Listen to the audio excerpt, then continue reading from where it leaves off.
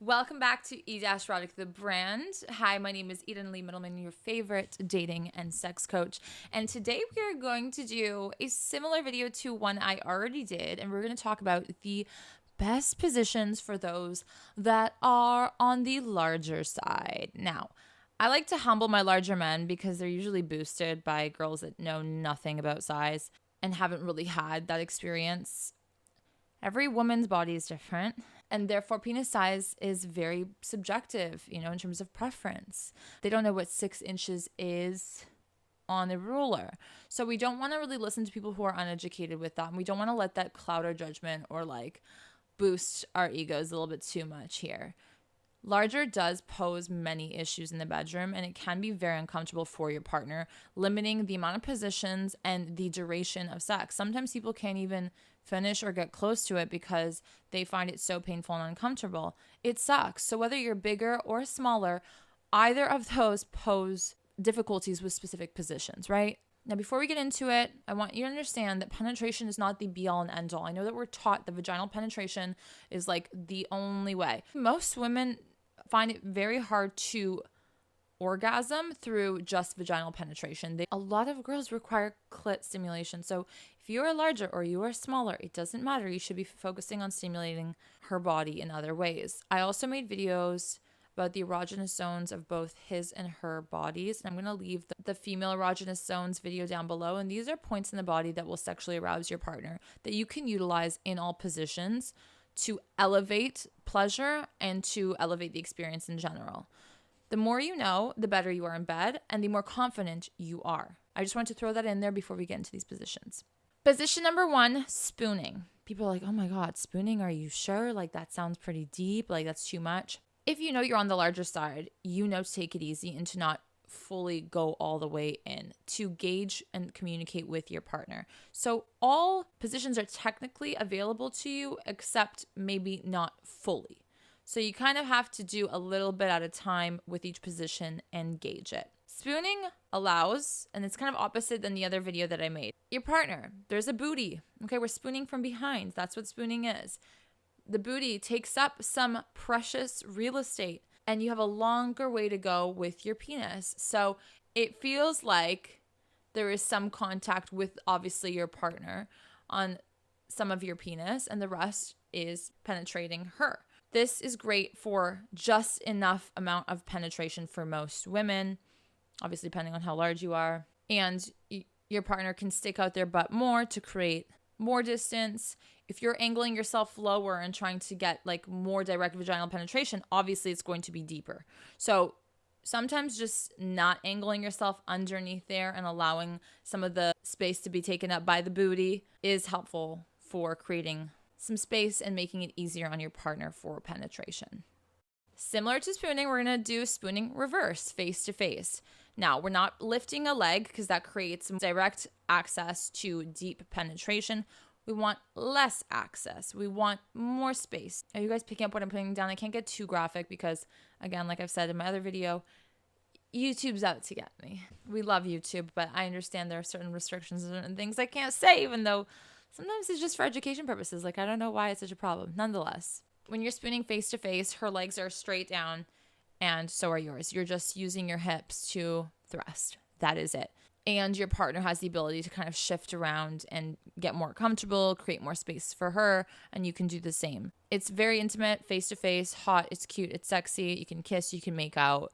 It's a great position in general. People on the smaller side struggle with this position because you need some length here to make it happen. Sitting cowgirl. Okay, so cowgirl is an intense position for those that have a large penis. For a lot of women, it is really deep. Her legs are just bound to be more open and it's just right there. It's a lot.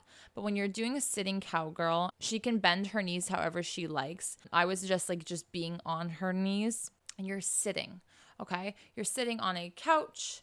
You're sitting on the bed. You're sitting on something more squishy that's going to anyways sink you in a little bit more.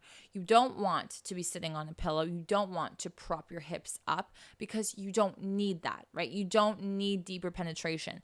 You have a larger penis, so you don't need to push out your pelvic area like I suggested for the smaller penis video. So we're not taking in the whole penis all at once, right? So sitting down and doing cowgirl is a nice way of incorporating cowgirl if you like that position, but it not being too overwhelming. Now, this might not work again if you're at a certain length, right? Where it's just, it's too much for some women. Then it is what it is, and you're going to have to pivot and adjust. If positions don't work, by the way, and you are trying them, nothing is worse in the bedroom when two people are vulnerable than you getting pissed off or you feeling uncomfortable or you kind of like being like, okay, whatever, it's fine. Right? That discourages also the woman if she wants to continue and try. Here's where you guys have to get creative. Not everything is easy in life, my friends, okay? Great pleasure takes time to understand. It requires two people to put their heads together and make magic happen in the bedroom. They have to come in knowing their body, and you guys are supposed to know a thing or two about each other's body, and that's done through communication and through time. That's why I always say pick your partners wisely, and one night stands ain't shit, okay? Another cowgirl position, yes, you heard it right, reverse cowgirl. This is not the easiest for those that are on the smaller side. Larger side, you guys have the advantage. This position is a little bit easier to maneuver, to get on, and to actually enjoy. Reverse cowgirl allows the receiver, which is her, to be able to control how much, how little. Now, will this be 100% the best position for you? Will you get the most pleasure out of this? Is this going to be at your tempo? Potentially not, right? But again, she has the power in this position if you're into that, and it allows her to go at her own pace. Because again, there is the booty involved and she's faced away from you. You have a nice view of the butt if you're a butt person.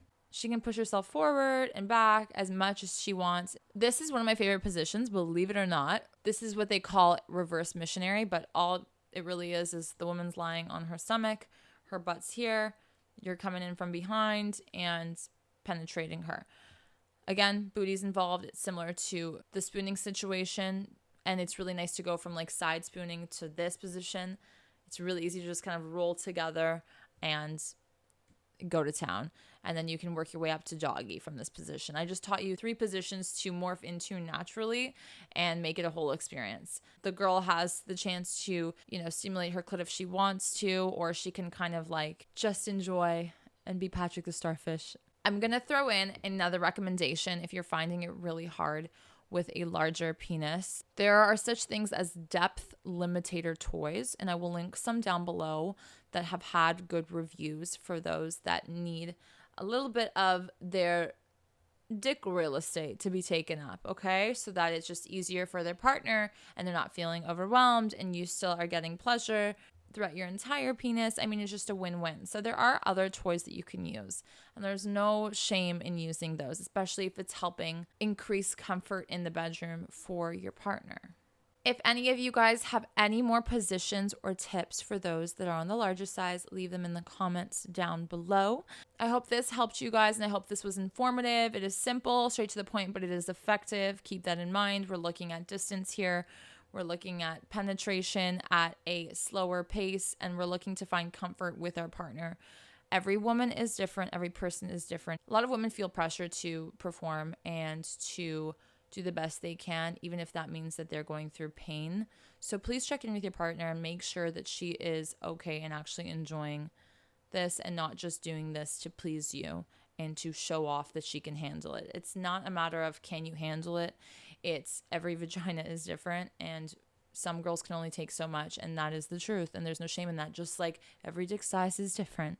So no shame on anyone's end here. It's what you were born with, and you can't do much about it.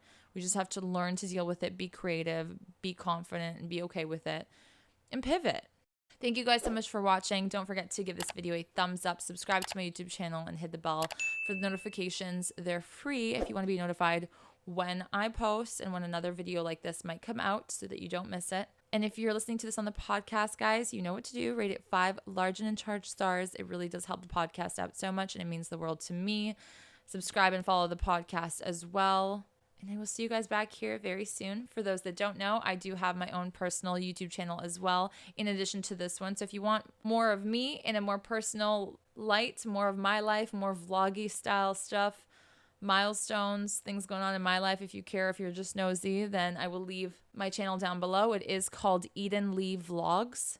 I shared a lot of big news on there recently. It's been a big year, and so it'd be great if you guys subscribed and supported that channel as well. But if not, if this is more what you signed up for, I get it. I know that's why I created another channel, so that this channel remains what it is and what you signed up for. Thank you guys for watching, and I will see you guys back here very soon. Take care. Bye.